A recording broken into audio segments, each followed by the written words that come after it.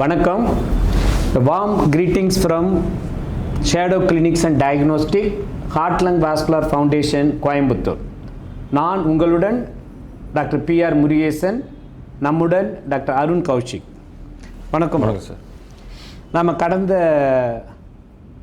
ஒரு 3 எபிசோடில் இந்த இதயம் பேசுகிறது நீங்கள் நலம்பெற அப்படிங்கிற டைட்டிலில் இதய வலி இல்லாத நெஞ்சு வலி, இதயத்துக்கு பண்ண வேண்டிய ஆஞ்சியோகிராம் பண்ண பிறகு அவசியப்பட்ட ஆஞ்சியோபிளாஸ்டி ஸ்டென்டிங் இதெல்லாம் பற்றி தெளிவாக பேசியிருந்தோம். அதில் முக்கியமாக நீங்களே என்கிட்ட சொல்லியிருக்கீங்க, இப்போ இருக்கிற கரண்ட் இதுக்கு நாம் யங் கொரோனரி ஹார்ட் டிசீஸை பற்றி கொஞ்சம் டிஸ்கஸ் பண்ணலாம். ஏன்னா அது உபயோகத்தோடு இது எல்லாருக்குமே ஒரு வெயிட்டேஜான ஒரு தாக்கம் சப்ஜெக்டு. யங் ஹார்ட் அட்டாக், சின்ன வயசுலேயே மாரடைப்பு நோய் வர்றது, அதை பற்றி தான் நாங்கள் ஒரு 15 நிமிஷம் பேசலான்னு இருக்கோம். இப்போ இந்த யங் ஹார்ட் அட்டாக் அப்படிங்கிறது நீங்கள் இந்த ஃபீல்டில் ஒரு 20 வருஷம் ப்ளஸ் இருந்தாலும் இப்போ ரீசெண்டாக அதிகம் பார்க்குற மாதிரி உங்களுக்கு ஏதாவது ஒரு ஃபீலிங் இருக்குங்களா அருண்? ஆமாங்க சார். லாஸ்ட் 10 இயர்ஸ் நம்ம மெடிக்கல் லிட்ரேச்சர் ஸ்டார்ட் பண்ணப்போ யங் ஹார்ட் அட்டாக்ஸ் ரேரிட்டி. அது நமக்கு ரொம்ப ரேராக தான் வரும். ஒரு கண்டுபிடிச்சிடலாம், ஒரு 55 வயசுக்கு கீழே நம்ம ஹார்ட் அட்டாக் மாரடைப்பு யாருக்கு வருதுன்றது நம்ம நோட்டிஃபை பண்ணிக்கலாம். வித்தியாசமாக தெரிவாங்க சொசைட்டியில். இன்றைக்கி ரொம்ப காமன் ஆகிடுச்சிங்க சார். இந்த லாஸ்ட் 10 இயர்ஸ் எஸ்பெஷலி கொரோனாக்காகவும் இல்லை, நாட் ரிலேட்டட் டு கோவிட், நம்ம லைஃப் ஸ்டைல் சேஞ்சஸ், நம்மளோட லைஃப் ஸ்டைல் சேஞ்சஸ்னால பார்த்திங்கன்னா ஒரு 30 நமக்கு பார்த்திங்கன்னா ஃபாலோ 30 இயர்ஸ்லேருந்து ஒரு 45 to 50 இயர்ஸ் மாரடைப்பு பேஷண்ட்ஸ் நிறைய பேர் இருக்காங்க சார். ஏன்னா இது நமக்கே ஷாக்கிங்காக இருக்குது. இப்போ நியூஸில் பார்த்தாலும் ஏதாவது சோஷியல் மீடியாவில் பார்த்தாலும் young ID professional, young entrepreneurs, young doctors, எத்தனை கார்டியாலஜிஸ்ட் இந்த ஃபீல்டில் ப்ராக்டிஸ் பண்ணுறவங்களே சடனாக ஒர்க்கிங் இதுலேயே அதுமாரி ஆனதெல்லாம் நம்ம கேள்விப்படுறோம். ரீசெண்டாக கூட நம்ம அதுமாரிலாம் ஒரு 1 மந்த்தில் 2-3 அக்கேஷனில் அதுமாரி ஒரு young coronaries less than 40 years developed massive myocardial infarction, heart attack, not able to recover அப்படிங்கிற மாதிரி ஒரு சுச்சுவேஷனுக்கு போயிடுறாங்க. இப்போ நீங்கள் சொன்ன மாதிரி இந்த லாஸ்ட் 10 இயர்ஸில் இதனுடைய இது இன்க்ரீஸ் ஆகிருந்தாலும் நீங்கள் ஃப்ரம் யுவர் சைட் நீங்கள் கவுன்சில் பண்ணும் போது பார்க்கணும் என்ன மெயின் காரணமாக இருக்குன்னு நினைக்கிறீங்க இந்த young coronary artery disease? Sir first நம்ம இந்த யங் ஏஜில் டயபெட்டிஸ், ஹைப்பர் டென்ஷன், கொலஸ்ட்ரால், ஒரு புவர் ஸ்லீப், ஸ்ட்ரெஸ் இது நமக்கு வந்துருச்சுன்ற ரியலைசேஷனே இல்லைங்க சார். யங் ஏஜில் ரியலைசேஷன் இல்லைனாலே நம்ம என்ன பண்ணுவோன்னா வெறும் லைஃப் ஸ்டைல் சேஞ்சஸ்லேயே பண்ணிக்கலாம், மெடிக்கல் சப்போர்ட் தேவையில்லை, லைஃப் ஸ்டைல் சேஞ்சஸ்லேயே பண்ணுற அந்த ஏர்லி ரிவர்சிபிள் ஸ்டேஜை தாண்டி ஒரு ஸ்ட்ராங் ரிஸ்க் ஃபேக்டராக எஸ்டாப்ளிஷ் ஆகிற வரைக்கும் நம்ம விட்டுறோம். அதுக்கப்புறம் தான் நம்மகிட்ட வராங்க. அந்த ஸ்டேஜில் லைஃப் ஸ்டைல் சேஞ்சஸும் முக்கியம், தேவைப்பட்டுச்சுன்னா ஒரு மெடிக்கேஷன் கண்டிப்பாக தேவைப்படும். ஸோ ரெண்டும் கலந்தால் தான் அந்த ஸ்டேஜுக்கு ஹார்ட் அட்டாக்கை ப்ரிவென்ட் பண்ண முடியும். மேபி ஒரு 20 வயசு 15 வயசில் லைஃப் ஸ்டைல் கரெக்டாக இருந்தால் இந்த அவசியம் இருக்காது. இப்போ நம்ம பார்க்குறது ஒரு 30-35 இயர்ஸில் ஒரு ஹைப்பர் டென்ஷன், ஒரு ப்ரீ டயபெட்டிஸ், ஒரு கொலஸ்ட்ரால் இப்படிலாம் இருக்கிறப்போ ஒரு ட்ரையல் கொடுக்கலாங்க சார், 3 to 4 months. பட் ஒரு 4 to 5 monthஸில் அந்த லைஃப் ஸ்டைல் சேஞ்சஸையும் பண்ண முடியல, ஆனால் ரியலைஸும் பண்ண மாட்டேன்றாங்க, ஷையவே பண்ணி ஒதுங்கி போயிடுறாங்க.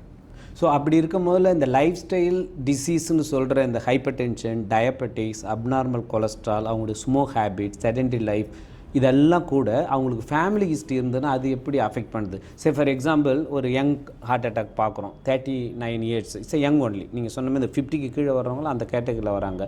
அவங்க அப்பாவுக்கு ஒரு ஆஞ்சியோகிராம் பண்ணியிருக்காங்க, மாமாவுக்கு ஒரு ஆஞ்சியோபிளாஸ்டி பண்ணியிருக்காங்க, தாத்தா ஹார்ட் அட்டாக்னால இறந்ததால ஹிஸ்ட்ரி இருக்குன்னா ஸ்ட்ராங் ஃபேமிலி ப்ரிடிக்ஷன் இருக்குது. இவங்களுக்கு இதுமாரி லைஃப் ஸ்டைல் சேஞ்சஸ் இருக்கும்போது அவங்களுக்கு ரொம்ப ஸ்ட்ராங்காக நீங்கள் என்ன அட்வைஸ் பண்ணுறீங்க? ஃபேமிலி ஹிஸ்ட்ரி இருந்து they are pre-diabetic or known hypertensive for few months or year, இவங்களுக்கு என்ன நீங்கள் அட்வைஸ் பண்ணுறீங்க? சார் இப்போ இருக்கிற யங் ஹார்ட் அட்டாக்ஸ் யங் பேஷண்ட்ஸில் பார்த்தீங்கன்னா 5% கூட வராது. சிக்னிஃபிகண்ட் ஃபேமிலி ஹிஸ்ட்ரி இருக்கிற அந்த சப்செட் வெறும் 5% தான் சார் இருக்கும். இப்போ நம்ம ஃபஸ்ட்டு பேசினது எல்லாமே இந்த 95% ஆஃப் சுச்சுவேஷன் தான், அதாவது நம்மளாக வாங்கிக்கிட்டது தான், லைக் நம்ம லைஃப் ஸ்டைலில் வாங்கினது தான். இப்போ இந்த 5% ஈஸி டு ட்ரீட் சார். ஏன்னா நமக்கு ஸ்ட்ராங் ஃபேமிலி ஹிஸ்ட்ரி இருக்கும், நம்ம ஜெனட்டிக் ஸ்டடியும் பண்ணியிருப்போம், ஜெனட்டிக் கவுன்சிலிங்கும் பண்ணியிருப்போம். ஸோ இவங்களுக்கும் நம்ம மாடிஃபைபிள் ரிஸ்க் ஃபேக்டர்ன்றது தாண்டி இந்த இது நான் மாடிஃபைபிள் ரிஸ்க் ஃபேக்டராக இது வரும். ஏன்னா நம்ம அவங்களோட ஜெனட்டிக் ஹிஸ்ட்ரியோ வல்னரபிலிட்டியோ நம்ம மாற்ற முடியாது மெடிசனால். ஃப்யூச்சரில் ரிசர்ச்சில் இருக்குது, பட் ஆஸ் ஆன் டேட் நம்ம அந்த ரிஸ்க் ஃபேக்டருக்கு ஒரு இம்பார்ட்டன்ஸ் ஃபேமிலி ஹிஸ்ட்ரி இல்லாத ஒருத்தருக்கு கொடுக்குற இம்பார்ட்டன்ஸை விட இவங்களுக்கு அது ஒரு சின்ன ஒரு கொலஸ்ட்ரால் வேல்யூ இருந்தாலும் அது ஒரு முக்கியத்துவம் கொடுப்போம். நம்ம மெடிசன் போடக்கூடிய த்ரெஷோல்ட், அதாவது நம்ம மெடிசன் போட்டுடலாம் லைஃப் ஸ்டைலோடு சேர்ந்து அப்படின்னு எடுக்கிற முடிவு கொஞ்சம் சீக்கிரமாகவும் இருக்கும், கொஞ்சம் அதனோட வீரியத்தன்மையும் கூடுதலாக இருக்கும். கரெக்டுங்க. இப்போ ஓவர் 60 இயர்ஸில் இருக்கிறவங்களுக்கு ஏதாவது ஒரு சிம்டத்தோடு போவாங்க. நடந்தால் நெஞ்சு வலிக்குது, படபடப்பு வருது, அன்யூஷுவலாக இருக்குது, ஈஸியாக ஃபெட்டிக் ஆகிடும், அதுமாரிலாம் ஒரு ஹிஸ்ட்ரியோடு வருவாங்க. அவங்களுக்கு டயபெட்டிஸ், ஹை பிளட் ப்ரெஷர், இந்த ஹிஸ்ட்ரி ட்ரீட்மெண்ட் பாலிசிலாம் போயிட்டுருக்கோம். அதை பார்த்து நம்ம வீல் அட்வைஸ் ஃபர்தர் நம்ம முன்னாடிலாம் டிஸ்கஸ் பண்ண மாதிரி ஒரு ECG, treadmill test, echo cardiogram, தேவைன்னா ஆஞ்சியோகிராம்லாம் பண்ணுவோம். இப்போ இந்தமாரி யங் இதில் வந்து சில நேரம் ஜிம்மில் போயிட்டு பாடியில் நல்லா ஸ்ட்ராங்காக வச்சுருப்பாங்க, ஒர்க் அவுட்லாம் ரெகுலராக பண்ணிகிட்டு இருப்பாங்க, பேட்மிண்டன் எல்லாம் ரெகுலராக விளையாடுவாங்க, ஷட்டில் விளையாடுவாங்க, அவங்களுக்கு எந்த ஒரு கஷ்டமும் அதில் இருந்ததாகவே சொல்ல மாட்டாங்க. ஆனால் திடீர்னு ஒரு ஃபைன் மார்னிங் வந்து சடனாக கொலாப்ஸ் ஆகிடுவாங்க. அதை கண்டுபிடிச்சி நியர்பை ஹாஸ்பிட்டலில் ஒர்க் அப் பண்ணும்போது ஒரு மேசிவ் ஹார்ட் அட்டாக் வந்துச்சுமாங்க. இவங்களுக்கு நம்ம எப்படி ப்ரிடிக்ட் பண்ண, is there a way to predict or identify these issues in their body well advance? அதுக்கு என்ன சார்? அது என்னென்னா, நம்ம ஒரு ஆஃப்டர் 20 இயர்ஸ் நம்ம வந்து ஒரு ரெகுலர் ஸ்க்ரீனிங் ஹெல்த் ப்ரோக்ராம்ஸ், நம்ம ஊரில் மாஸ்டர் செக்அப்னு சொல்கிறோம், இப்போ அப்ராடில் வந்து அதை வந்து ரெகுலர் ஹெல்த் ஸ்க்ரீனிங் சொல்கிறோம். அதில் இசிஜி, எக்கோ, டிஎம்டி பண்ணிடுறோம். ஸோ அந்த டிஎம்டியில் வந்து நம்ம ஜிம்முக்கு உரிய அந்த எக்ஸர்ஷன், அந்த உடற்பயிற்சியை கொடுத்துட்றோம். கொடுத்து நம்ம இசிஜியை பார்த்துட்றோம். அதில் சரியாக இருந்த பட்சத்தில் வந்து நம்ம அவங்க அதுக்குரிய வித்தின் த லிமிட்ஸ், அதாவது ஸ்லீப் கெடுக்காமல் அந்த மாதிரி எக்ஸர்ஷன் ரெகுலர் ஜிம்முக்கு போகிறது அவங்க சேஃபாக பண்ணலாம் சார். இப்போ எந்த ஒரு மெடிக்கல் எவாலுவேஷனும் இல்லாமல் திடீர்னு ஜிம்மில் ரொம்ப சீரியஸாக ஒர்க் அவுட் பண்ணுறப்ப தான் இந்த இஷ்யூஸ். நீங்கள் என்ன ஏஜ் லிமிட் அப்போ சொல்லி 20 + 20 இயர்ஸ் அண்ட் அபவ்? ஏன்னா நாம் வந்து இந்த வயசுக்கெலாம் ஒன்றும் இருக்காதுன்னு சொல்கிற ஒரு காலம் மாறி இப்போ 20 வயசை தாண்டிட்டாலே இது ஒரு ருட்டீன் ஒர்க்கப்பில் இதை பார்க்குறது கூட நல்லதுங்கிறீங்க. எஸ்பெஷலி இந்த ஹை ரிஸ்கில் இருக்கிறவங்க, ப்ரீ டயபெட்டிக், சுகர் வர்றதுக்கான ஒரு பாசிபிலிட்டி இருக்குது, ப்ரெஷர் நவ் அண்ட் தென் ஸ்போராடிக்கு கொஞ்சம் ஹையர் சைடு இருக்குது, ஃபேமிலியில் அப்பா அம்மாவுக்கு ஹைப்பர் டென்ஷன், டயபெட்டிஸ் இருந்திருக்கு, இல்லை ஏதாவது கார்டியாக் இல்னஸ் வந்து ட்ரீட் பண்ணியிருக்காங்கன்னா அவங்களாம் ப்ராப்ளி 20 இயர்ஸ் ப்ளேஸ்லேயே ஒரு ருட்டீன் ஒர்க்கப் பண்ணிக்கிறது நல்லது. இந்த out of ECG, echo, TMT which one is மஸ்ட்டுங்க? சில பேர் ஒரு இசிஜி பண்ணிவிட்டு எல்லாம் நல்லா இருக்குன்னு வீட்டுக்கு போயிடுவாங்க. அவங்களுக்கு கூட ஒரு ஃபியூ மந்த்ஸ் ஃபாலோ அப்பில் ஒரு சேஞ்சஸ் வந்திருக்கலாம். இந்த மூணு என்னோட ஒப்பீனியன் மூணுமே வேணுங்க சார். ஏன்னா ஒன்று ஒவ்வொரு தகவலை சொல்லுது. இப்போ இசிஜி எடுத்திங்கன்னா எலக்ட்ரிக்கல் இன்ஃபர்மேஷன் அண்ட் ரெஸ்ட்டு சொல்லுது. எக்கோன்றது நம்ம இருதயத்தோட ஸ்ட்ரக்சரில் ஏதாவது ப்ராப்ளமானு பார்க்குறோம். டிஎம்டின்றது அவங்கள வந்து ஒரு ஸ்ட்ரெஸ்ஸை கொடுத்து அதை ஓட வச்சு இசிஜி எடுத்து பார்க்குறோம். ஸோ 3 இன்ஃபர்மேஷனும் நமக்கு தேவைப்படும். கூடுதலாக பிளட் டெஸ்ட்டும் தேவைப்படும். பிளட் டெஸ்ட் அது மஸ்ட். ஏன்னா blood test we should not, அதுதான் அந்த பயோகெமிக்கல் மெலினியோ காட்டுறது. பிளட் டெஸ்ட்டில் என்ன அவங்க பண்ணிக்கணும்? கொலஸ்ட்ரால் டெஸ்ட்டு கண்டிப்பாக பண்ணணும் சார். சுகர் ஆவரேஜ், ஹெச்பிஎன்சி கண்டிப்பாக நம்ம இருக்கணும். அதுக்கடுத்து கிட்னி ஃபங்க்ஷன், லிவர் ஃபங்க்ஷன், இது எல்லாமே ரொட்டீனாக நம்ம பார்த்துருவோம். அப்போ அவங்களோட பிளட் ப்ரெஷர், அப்புறம் உடல் பருமன், நம்ம ஆந்த்ரோபோமெட்ரின்னு சொல்லுவோம், உடல் பருமன் ஃபுல்லாக பார்த்துருவோம். இந்த பாடி மாஸ் இண்டெக்ஸ் பார்த்துருவோம். ஸோ அப்போ அவங்கள பற்றி ஒரு ஐடியா கிடைக்கும். ஸோ பேஸ்லைன் அவங்களோட உடல் விகிதம் எப்படின்ற ஒரு ஐடியா கிடைக்கும். அதுக்கடுத்து பிளட் டெஸ்ட் நம்ம பேசிட்டோம். அதுக்கடுத்து இசிஜி, எக்கோ, டிஎம்டி, இது இருந்தால் ஓரளவுக்கு நமக்கு அவங்களோட ரிஸ்க் ஃபேக்டர் என்ன, இவங்களுக்கு ஃபார் எக்ஸாம்பிள் வெறும் உடல் பருமன் மட்டும் இருக்கா, உடல் பருமன் கூட சேர்ந்து ஒரு ப்ரீ டயபெட்டிஸ்க்கு முன்கூட்டியே ஸ்டேஜ் இருக்கா, அல்லது ஏதாவது இருதய பிரச்சனை நம்ம கண்டுபிடிக்காமே மிஸ் பண்ணியிருந்திருக்கோமா எவ்வளோ நாளாக, ஸோ அதை தெரிஞ்சுக்கலாம். இப்போ ஹெச்பிஏஒன்சின்னு சொன்னீங்க, அதாவது ஒரு டயபெட்டிக் இது ஹிடனாக இருந்தால் அதை வச்சு நம்ம ப்ராப்ளி டயபெட்டிக் ஸ்டேட்டஸ் இருக்குன்னு, அது எவ்வளவு இருக்கணும்? ஹெச்பிஏஒன்சி 5.7 கீழே இருக்கணுங்க சார். 5.7 ஒரு ரஃபாக 6ன்னு கூட சொல்லி 6 கீழே இருக்கணும். 5.7 ஐடியல். 5.8 to 6.4 வந்து prediabetic, 6.5 and above frank diabetic. 7லாம் இருந்ததுன்னா they need to undergo some kind of treatment and lifestyle modification, moderation, diet இதெல்லாம். சரி, ஓகே டாக்டர் அருண், இப்போ நீங்கள் சொன்னதில் நிறைய பேருக்கு இது ஒரு இது இருக்குது. என்னையும் வந்து கேட்டிருக்காங்க, ஹார்ட் அட்டாக் வந்திருக்கு, உங்கள் ஃப்ரெண்டுக்கு அது மாதிரி வந்துடுச்சு, என் தம்பிக்கு ஒரு ஆஞ்சியோகிராம் பண்ணி பார்த்தலாம். ஏன்னா அவங்களுக்கு ஸ்ட்ரெயிட்டாகவே ஆஞ்சியோனா அடுத்த கட்டம் எல்லாம் கிளியராக தெரிஞ்சிடும். ஒன்றா பண்ணிகிட்டு இருக்கிறத ஒரு ஆஞ்சியோகிராம் பண்ணி பார்த்தோம். அது எந்த அளவுக்கு நம்ம ஸ்ட்ராங்காக ரெக்கமெண்ட் பண்ணால், நான் பல வருடங்களுக்கு முன்னாடி வந்து இந்த சிடி கொரோனரி ஆஞ்சியோகிராமுக்கு நிறைய மார்க்கெட்டிங் பிளேஸே இருந்தது. இப்படி வயசு இருந்தால் ஒரு சிடி கொரோனரி ஆஞ்சியோ பண்ணிக்கோங்க, சேஃபு, நல்லதுன்னு. அதை நீங்கள் எந்த அளவுக்கு வியூ பண்ணுறீங்க? ஒரு angiogram for young heart attack prevention. So CT angio அல்லது நம்ம ஆஞ்சியோ நம்ம வந்து அதை வந்து ஸ்க்ரீனிங் பர்பஸாக யூஸ் பண்ணுறது இல்லைங்க சார். ஏன்னா அது வந்து கதிர்வீச்சு சம்மந்தப்பட்ட ஒரு இன்வெஸ்டிகேஷன். எந்த இன்வெஸ்டிகேஷன், அதாவது அது வந்து பிளட் டெஸ்ட்டாக இருக்கலாம், இசிஜி, எக்கோ, டிஎம்டியாக இருக்கலாம், நம்ம வந்து அது வந்து கதிர்வீச்சு சம்மந்தமாக இருக்கக்கூடாது. அப்படி இருந்தால் தான் வந்து அது ஸ்க்ரீனிங் டெஸ்ட்டாக யூஸ் பண்ணுவோம்.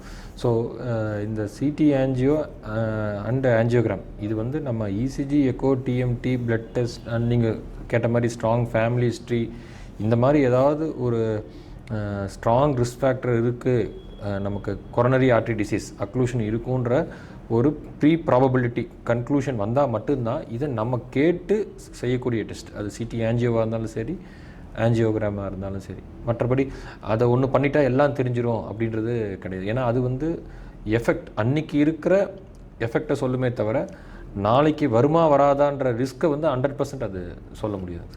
ஸோ அவங்க ஏதோ ஒரு சிம்டமேட்டிக்காக போனாங்கன்னா ப்ராப்ளம் ஆன்ஜியோ பண்ணுறது ஜஸ்டிஃபைங். இப்போ பார்த்தீங்கன்னா ஒரு சில பேர் ஒரு 1 out of 100 சுச்சுவேஷனில் ஆன்ஜியோ பண்ணிட்டு ஒரு யங் பீப்புள் 32, 35 இதில் வருவாங்க. ஆன்ஜியோகிராம் நார்மல் சொல்லிட்டாம்பாங்க. அதில் இந்த ரிப்போர்ட்டில் நம்ம என்ன பார்ப்போம்னா ரீகேனலைஸ்ட் எல்ஏடி, ரீகேனலைஸ்ட் ஆர்சிஏ, இந்த ரைட் கொரோனரியோ இல்லை லெஃப்ட் ஆண்ட்ரியல் டிஸ்னிங்க ரீகேனலைஸ்ட். இந்த ரீகேனலைஸ்டோட அண்டர்ஸ்டாண்டிங் என்ன நம்ம புரிஞ்சுக்கிறோம்? ஒரு பெயினோட தான் போயிருக்காங்க, ஒரு வேர்வை வந்திருக்கும், ஒரு வலி வந்திருக்கும், மூச்சு திணறில் கூட வந்திருக்கும். போயிட்டு அக்யூட் இதில் அந்த லோடிங் டோஸ் கான்செப்ட்லாம் கொடுத்து ஒரு ஆன்ஜியோ பண்ணி பார்த்தா ரத்த குழாயில் அடைப்பு இல்லை, பட் ரீகேனலைஸ்னு வரும். இந்த மாதிரியான ரிப்போர்ட் நீங்களும் நிறைய பார்த்துக்கிட்டு இருப்பீங்க. இது என்ன அண்டர்ஸ்டாண்டிங்? சார் நெஞ்சு வலி வந்து மாரடைப்புன்னு ஒரு மருத்துவமனைக்கு போனதுக்கப்புறமா அதுக்கப்புறம் அவங்க கொடுத்த மருந்துகளில் வந்து அந்த இரத்த குழாய் அடைப்பு, அதாவது 100% அடைப்பு தான் மாரடைப்பு. நம்ம ஏற்கனவே பேசியிருக்கோம் சார். அந்த மருந்துகளில் வந்து இந்த அடைப்பு வந்து ஒரு மேக்ஸிமம் கரைஞ்சிருச்சு அப்படின்னா அதை தான் நம்ம ரீகேனலைஸ்ட்னு சொல்கிறோம். அதாவது மாரடைப்பு வந்து ஸ்டென்ட்டிங் தேவையில்லை, ஸ்டென்ட்டோ பைபாஸோ தேவையில்லை, கொடுத்த மருந்துகள்லேயே அது கரைஞ்சிருச்சு, அதுதான் ரீகேனலைஸ்ட். ஆனால் மாரடைப்பு வந்தது தான். ஸோ நம்மளோட ட்ரீட்மெண்ட் வந்து இந்த மாரடைப்புக்கு உட்பட்ட மாதிரி தான் இருக்குமே தவிர பெரிய வித்தியாசம் இல்லை. ஒரே வித்தியாசம் ஸ்டென்ட்டிங்கோ பைபாஸ் சர்ஜரியோ நம்ம பண்ணி தேவைப்படாது. கரெக்ட், நீங்கள் சொல்கிறது தான் பாயிண்ட். ஏன்னா அவங்களுக்கு எக்கோ பண்ணி பார்த்தோன்னா அந்த ரீஜனில் வால் மோஷன் அப்நார்மாலிட்டி இருக்கும், மசிலே கூட கொஞ்சம் சில நேரம் திண்ட் அவுட்டாக ஸ்காராக கூட ஆகிருக்கும். அப்போ they need to be on treatment for long term follow up. அதுக்கு என்ன ட்ரீட்மெண்ட் ருட்டீனாக அட்வைஸ் பண்ணுவோம்? இப்போது ஹார்ட் அட்டாக் வந்துடுச்சு, ஆனால் வந்து ரத்த குழாய் நம்ம கொடுத்த மருந்தில் கரைஞ்சி அந்த அடைப்பு கிளியர் ஆகிடுச்சு. அது நம்ம கொடுக்குற ருட்டீன் ஆஸ்பிரின், கிளப்பிடோக்கா மருந்தாக இருக்கலாம், இல்லை த்ரோம்போலைட்டிக் ஏஜென்ட் இந்த ஸ்டெப்டோகைனேஸ் டிபி எல்லாம் கொடுக்குறோம் இல்லையா, அதெல்லாம் கொடுத்து கூட ஓப்பன் ஆகி கரைஞ்சிக்கலாம். பட் இவங்க ஃபாலோஅப்பில் நம்ம என்ன மருந்து அட்வைஸ் பண்ணுறோம்? ஃபாலோஅப்பில் நம்ம ரொட்டீன் மாரடைப்புக்கு என்ன மருந்துகளோ அதே தாங்க சார் இருக்கும். அது அந்த 4 மருந்துகள் தான் இருக்கும். ப்ளஸ் நம்ம எல்வி ஃபங்க்ஷன் பொறுத்து அது இருக்கும். ஒன்றே அவங்களுக்கு வந்து ஸ்டென்ட்டிங்கோ பைபாஸ் சர்ஜரியோ நடந்திருக்காது, அதை தவிர பெரிய வேறு ஒன்றும் வித்தியாசம். அவங்க அந்த 4 மருந்துகள், அந்த aspirin, statin, ACE inhibitor, beta block combination எடுத்துக்கிட்டு தான் இருக்கணும். ஏன்னா ஒரு சில நேரம் ஃபாலோஅப்பில் வந்து கேட்பாங்க, ஏன் டாக்டர் தான் அடைப்பு இல்லைன்னா ஆஞ்சியோகிராம்னு சொல்லிட்டீங்க, இந்த மருந்தில் இன்னும் 4 படம் எடுக்கணுமான்னு. அந்த எடுக்கணுமான்னு கேட்குறதுக்கு நம்ம சொல்கிற ஆன்சர் வந்து எடுக்கணும், அவசியம் எடுக்கணும். மருந்தினுடைய அந்த காம்பினேஷன், ஸ்ட்ரென்த் இதெல்லாம் vary over period of months and years, அவ்வளோதான். பட் மருந்து இல்லாமல் இருந்தாங்கன்னா there is a high chance for rethrombosis or reblock, அதுமாரி ஆகிறதுக்கு நிறைய சான்ஸ் இருக்குது. ஏன்னா ஒரு வாட்டி மாரடைப்பு வந்துருச்சுன்னா அவங்களுக்கு சராசரி, அவங்க வயசுக்கு உட்பட்ட சராசரி மற்ற சொசைட்டியில் இருக்கிற மற்றவர்களை காட்டிலும் இவங்களுக்கு வந்து மறுபடியும் மாரடைப்பு வர வாய்ப்பு அதிகங்க சார், அதிகம். அப்போ நம்ம வந்து அவங்களுக்கு ட்ரீட்மெண்ட் பண்ண வேண்டிய வீரியமே அதிகம். நம்ம கொஞ்சம் அக்ரெசிவாக தான் அவங்களுக்கு ட்ரீட் பண்ணி ஆகணும். கரெக்ட். ஏன்னா அந்த ஒரு வாட்டி ரீகேனலைஸ் ஆனதுன்றது இன்னொரு வாட்டி அட்டாக் ஆச்சுன்னா ரீகேனலைஸ் ஆயிருன்ற எந்த உத்தரவாதம் கிடையாது. கரெக்ட். ஸோ அதான், இதை நம்ம பயப்படுறதுக்கு இல்லை. ஒன்ஸு ஹார்ட் அட்டாக் வந்ததுன்னா அதுக்கான மருந்து டாக்டர் என்ன சொல்கிறது அதை தொடர்ந்து எடுக்கணும். அவங்க அனுமதியில் வந்து நிறுத்தவோ குறைக்கவோ கூட்டவோ கூடாது. இந்த கான்செப்ட் தெரிஞ்சதுன்னா ரெக்கரண்ட் இஷ்யூ வந்து அவாய்ட் பண்ணலாம். நீங்கள் சொன்ன மாரி செகண்ட் அட்டாக்குங்கிறது இன்னும் தசையினுடைய டேமேஜ் ஆகிடும். தசை டேமேஜ் ஆனால் இதயம் பலவீனம் ஆகிடும். நிறைய பேர் சின்ன வயசுலேயே ஹார்ட் ஃபெயிலியரோடு வராங்க. நாம் இன்சிடெண்ட்டில் பார்த்தா ஆல்ரெடி ஒரு ஹார்ட் அட்டாக் சைலண்டாகவோ இல்லை தெரிஞ்ச வந்து மருந்தெல்லாம் இல்லாமல் போனதுனால இதயத்தினுடைய தசை தளர்ந்து போய் ரொம்ப பலவீனம் ஆகிடும். ஸோ இந்த வகையில் பார்க்கும்போதுங்க, இப்போ to conclude the discussion, young heart attack வந்து nowadays we see more and more. அதுக்கு நீங்கள் சொன்ன அந்த lifestyle disease related concern, அப்புறம் sometimes neglecting the primary symptom. ஒத்துக்கணும் சார், சில நேரம் 35 வயசில் நம்ம பிரச்சனை இருக்குன்றத ஒரு மருத்துவர் சொல்கிறப்ப நம்ம வந்து இல்லை எப்படி 35 வயசில் வருவோன்னு அப்படின்ற இது வந்து நமக்கு இருக்கக்கூடாது. சில டைம் நம்ம அதை அக்செப்ட் பண்ணி தான் ஆகணும் சார். யங் ஏஜாக இருந்தாலும் அதை நம்ம வந்து ப்ராப்ளம் வந்துருச்சுன்னா அதை நம்ம வந்து ஷை பண்ணக்கூடாது, அக்செப்ட் பண்ணி அவங்க டாக்டர் என்ன சொல்கிறாங்க கேட்குறது தான் கரெக்ட். ஃபஸ்ட்டு இஷ்யூ வந்து நம்மகிட்ட refusing the concept of treatment தான். அதை ரெஃப்யூஸ் பண்ணிட்டாலே you're missing the timely treatment. அதனால தான் சில டேமேஜ்லாம் வந்து அப்புறம் அதை ரிலேட்டடு தான் நம்ம பார்க்க வேண்டியதாக இருக்குது. ஸோ இப்போ நீங்கள் ஒரு ஜிம்மிலேயே போய் எக்ஸசைஸ் பண்ணிகிட்ருக்காரு, ரொம்ப விக்ரஸாக பண்ணுறாரு, வேர்த்து விறுவிறுத்து வெளில வர்றாரு, அப்போ வந்து சடனாக ஃபெயிண்ட் ஆகிடுறாரு. இது நாம் நிறைய இதுமாதிரி அந்த வீடியோ அந்த சிசிடிவியில் பார்த்த ஃபுட்டேஜ் கூட பார்க்குறோம். It's very serious. இது அதுக்கு ஃபஸ்ட் எய்டை என்ன பண்ணலாம்? இப்போ நவ் இஸ் ஜஸ்ட் கொலாப்ஸ்ட். இமீடியட்டாக பேசிக் லைஃப் சப்போர்ட் தான் சார். பிஎல்எஸ் அது இப்போ எல்லாருமே நம்ம ட்ரெயினாக இருக்கோம், காமன் சொசைட்டி பண்ணலாம். ஈவன் இப்போ ஜிம்மில் இருக்கிற எல்லா ட்ரெயினர்ஸுமே most of them are BLS trained தான். ஸோ பிஎல்எஸ் ட்ரெயின்டு அப்படின்றது ஒரு பப்ளிக் யார் மயக்கம் அடித்து நினைவில்லாமல் விழுந்தாங்கன்னா அவங்களுக்கு வந்து இருதயம் நின்று போயிடுச்சுன்ற அர்த்தத்தில் அவங்க பல்ஸை பார்த்து ஆரம்பிப்பாங்க. அது ஆரம்பித்து 108 நம்ம ஸ்டேட்டில் 108 அவங்க மெடிக்கல் பர்சனல் வர்ற வரைக்கும் அவங்க வந்துட்டாங்கன்னா அது advanced cardiac life support ACLS அது அவங்க பார்த்துப்பாங்க. பிஎல்எஸ்ன்றது இப்போ நம்ம சொசைட்டியில் எல்லா இடத்துலையுமே இப்போ அந்த ஷாக் கொடுக்குற மிஷின் வரைக்கும் வந்துருச்சு. கரெக்ட். நம்ம ஈவன் இப்போ airport, railway station, major gym establishment எல்லாத்துலேயுமே அது. இப்போ போலீஸ்லாம் well trained sir, gym trainers are trained. So most of the teachers, ஸ்கூலில் இருக்க டீச்சர்ஸ் ஆர் ட்ரெயின்ட். ஹாஸ்பிட்டல் சொல்லவே வேண்டாம், most of the people are trained. So ஓரளவுக்கு பிஎல்எஸ் பண்ணக்கூடிய நபர்கள் இருக்காங்க. கண்டிப்பாக ஜிம்மில் வந்து டக்குன்னு கூட இருந்த மற்ற எக்ஸசைஸ் பண்ணக்கூடிய மற்றவர்களாக இருக்கலாம், இல்லை ட்ரெயினராக இருக்கலாம், அங்கே இருக்கிற ஃபிசியோதெரபிஸ்டாக இருக்கலாம். கரெக்ட். BLS start. ஸோ இப்போ now we have lot of people which known to resuscitate as a basic cardiac life support. இப்போ இந்த லோடிங் டோஸ் கான்செப்ட் எல்லா மனசுலையும் இருக்கும். இதேமாரி ஒரு சேஞ்சஸ் வருது, சடனாக ஒரு செஸ்ட்டில் டைட்னஸ் வந்துடுச்சு, ஸ்வெட்டிங் வருது, நாட் ஃபெயிண்டிங், நல்லா அவேக்காக இருக்காங்க, is otherwise obeying the command. அப்படி இருக்கும்போது இந்த லோடிங் டோஸ் அப்படின்னு நம்ம அந்த ஹார்ட் அட்டாக் ஒன்று ஃபெமிலியர் ஆக்கியிருக்கோம் இல்லைங்களா, அதை எப்படி அவங்க எக்ஸிக்யூட் பண்ண முடியும்? இந்த லோடிங் டோஸ் வந்து நம்ம வெளியே சொசைட்டியில் கொடுக்க வேண்டிய அவசியம் வந்து ஒரு 5-10 வருஷம் முன்னாடி இருந்தது. ஏன்னா அப்போ ஹெல்த் ஃபெசிலிட்டி நம்ம போய் சேர்கிற டைமே வந்து ரொம்ப தூரமாக இருக்கும், இல்லை வந்து ஃபெசிலிட்டி இல்லாமல் இருக்கும். இன்றைக்கி தமிழ்நாடு, கேரளா இருக்கிற நிலைமைகளில் வந்து நம்ம உட்காந்து லோடிங் டோஸை எடுத்து அது டைம் தான் waste. As early as possible அவங்க மெடிக்கல் ஃபெசிலிட்டிக்குள்ளே நுழையிறது தான் பெஸ்ட்டே தவிர, ஏன்னா மெடிக்கல் ஃபெசிலிட்டியில் ஹார்ட் அட்டாக்னு இசிஜி எடுத்தால் தான் அவங்க வந்து ஒரு மெடிசனை கொடுக்கறதுக்கு ஒரு ஜஸ்டிஃபை பண்ணுவாங்க. இசிஜியே எடுக்காமல் லோடிங் டோஸ் கொடுக்கறதுன்றது நம்ம கைட்லைன்லையும் இல்லை. ப்ளஸ் ஏன்னா நம்ம சில நேரங்கள் வந்து கேஸ்ட்ரைட்டிஸை கூட சும்மா உட்காந்து நம்ம லோடிங் டோஸ் கொடுத்துடலாம். அதனால் கைட்லைன் படி மெடிக்கல் ஃபெசிலிட்டியில் என்ட்ரு ஆகிறது தான் என்னை பொறுத்த வரைக்கும் பெஸ்ட்டு சொல்யூஷன் இருக்கும் சார். ஓகே. ஸோ லோடிங் டோஸுங்கிறது useful in those already documented coronary disease, they already have drugs in their home, then probably they can take aspirin as a loading dose. Otherwise the nearest any given area in and around நீங்கள் சொன்ன மாதிரி Tamil Nadu, கேரளாலாம் within ஒரு 5 minutes they can reach the nearest hospital. From there they can further proceed to the further work. எல்லா வழியும் அது மாரடைப்பாக இருக்காதுங்க sir. கேஸ்ட்ரைட்டிஸ்க்கு aspirin குளோபிடல் கொடுத்தா இன்னும் exaggerate, acidity will be more in this situation. அதனால ஒரு கிளினிக்கல் டயக்னோசிஸ் பை டாக்டர் கூட தேவைப்பட்ட ஒரு இசிஜி, ஒரு ட்ராப்பனின், இந்த மாதிரி பிளட் டெஸ்ட்டை பார்த்துட்டு கொடுக்கறது வந்து அப்ரோப்ரியேட். அதுதான் மோர் ப்ராக்டிக்கல் தான் இருக்கும். ஸோ அதனாலங்க இந்த யங் ஹார்ட் அட்டாக் அப்படிங்கிறத நினச்சி நம்ம ஒரு பக்கம் பயந்து தான் ஆகணும்னா கூட அதுக்கு இப்போது நிறைய option of testing, early diagnosis and appropriate intervention இருக்குது. ஸோ ஃபஸ்ட்டு இதில் புரிஞ்சிக்க வேண்டியது நாம் வந்து லைஃப் ஸ்டைலை மாடிஃபை பண்ணணும்.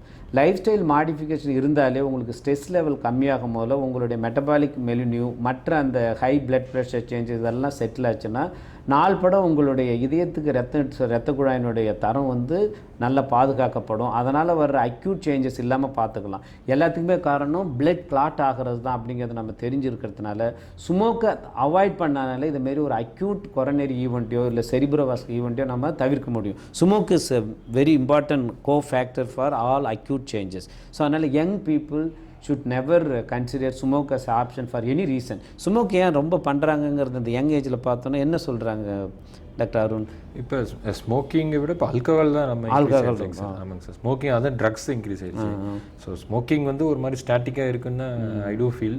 But alcohol and drug intake வந்து increase. So you feel young smoker nowadays is அந்த லோவர் சைடு சொல்லுங்க சார், ஒரு இன்க்ரீஸ் ஆகலை, டிராஸ்டிக் இன்க்ரீஸ் இல்லை. பட் அந்த ஸ்மோக் பண்ண ரீசன் நீங்கள் கேஷுவலாக கேட்டீங்கன்னா என்ன சொல்லுவாங்க, ஸ்ட்ரெஸ்ஃபுல்லாக இருக்கேன், ஸ்ட்ரெஸ்ஸில் தான். ஸோ ஒரு பக்கம் ஸ்ட்ரெஸ்ஸு, இன்னொரு பக்கம் ஸ்மோக்கு, அப்புறம் ட்ரிங்க்ஸ், ஆல்கஹால் இதெல்லாம் எடுக்கிறதுனால கார்டியோவாஸ்குலர் சிஸ்டம் ரொம்பவும் டேமேஜ் ஆகிடும். ஒன்று ட்ரிங்க்ஸ் பண்ணும்போது நிறைய டையூரிஸ், நிறைய பிளட் திக் ஆகிடும்.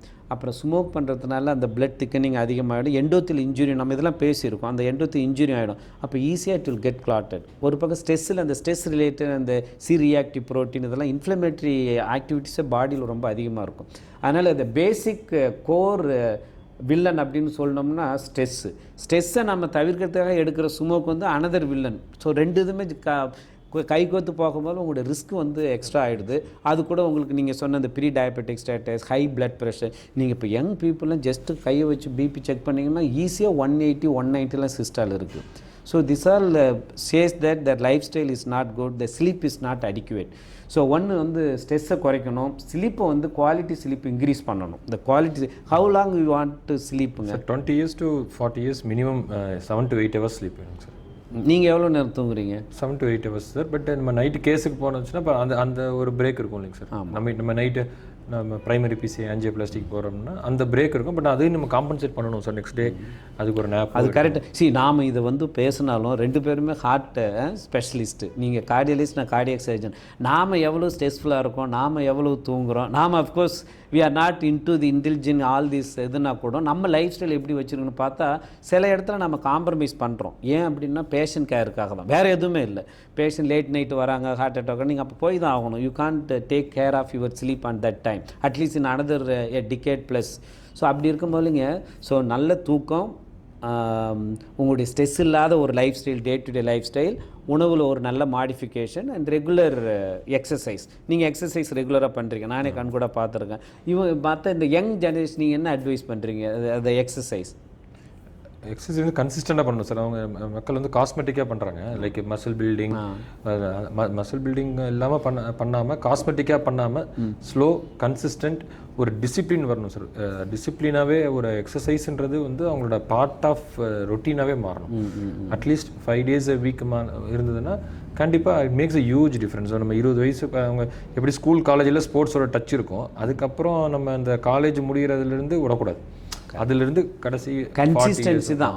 Consistency will give long term benefit and acceptance. Sports இன்ஜுரியும் வராதுங்க சார். அதாவது health benefits without injury. So இதுதான் இப்போ நிறைய பேர் ஃபாஸ்ட்டாக பண்ணுறப்ப நீங்கள் இந்த ஜிம்மில் சொன்னீங்களா, இந்த மாதிரி அன்டுவர்ட் ஈவெண்ட்லாம் பண்ணுறப்ப ரொம்ப ஃபாஸ்ட் ரிசல்ட் 1 monthல வேணும், 2 monthல வேணும், 10 days சேலஞ்ச், இது ஹிட், அந்த மாதிரி. அண்ட் அடிஷனலாக தே டேக் சம் சப்ளிமெண்ட் இல்லைங்க. அந்த supplement is there any direct connection to heart attack? No எவிடன்ஸுங்க சார். எல்லாமே இந்த ஃபார் எக்ஸாம்பிள் இந்த வே ப்ரோட்டீன் கைண்ட் ஆஃப் இது, இந்த கிரியாட்டினின் இதெல்லாம் எடுக்கிறாங்களே, இது வந்து it's will affect any other cardiovascular component or sir? Studies வந்து ஃபஸ்ட்டு அதனால் எந்த பெனிஃபிட் கிடையாது ஃபஸ்ட்டு. அடுத்தது நம்ம ஆமா இல்லையான்னு பார்க்குறோம். ப்ரோட்டீன் அண்ட் கிரியாட்டின் வந்து கொஞ்சம் ஹை கான்சன்ட் எடுத்தால் kidney injury is quite common. அது வி ஹேவ் டேட்டா. அடுத்தது கொஞ்சம் கால் பிளாடர் இஷ்யூஸும் இட்ஸ் குவைட் காமனாக வருதுங்க சார். அதனால் பெனிஃபிட்டும் இல்லை, ரிஸ்க்கும் இருக்கிற பட்சத்தில் அது எடுக்க வேண்டிய அவசியம் இல்லைங்க சார். நேச்சுரல் சோர்ஸ் ஆஃப் டயட்டை தான் குட்டுக்கிறீங்க. எக் எடுத்துக்கலாம், எக் ஒயிட்டை நிறைய எடுத்து எல்லோவை கம்மி பண்ணிக்கலாம், இல்லை எல்லோவே இல்லாமல் கூட எக் ஒயிட் எடுத்துக்கலாம். High fibre protein supplement, all cereals and pulses இதுமாரி இதை எடுத்துக்கலாம். இந்த ப்ரிப்பரேஷன் கமர்ஷியல் ப்ரிப்பரேஷன்லாம் இந்த இட்ஸ் நோ பெனிஃபிட்டுன்ட்டிங்க. சைடு எஃபெக்ட் லிட்டில் பிட் அந்த kidney side or gallbladder side இருக்குது. அதனால் நம்ம இந்த young energetic people to be accepting that lifestyle modification, stress-free life, good moderation in diet and regular exercise will keep our heart healthy and happy. Thank you.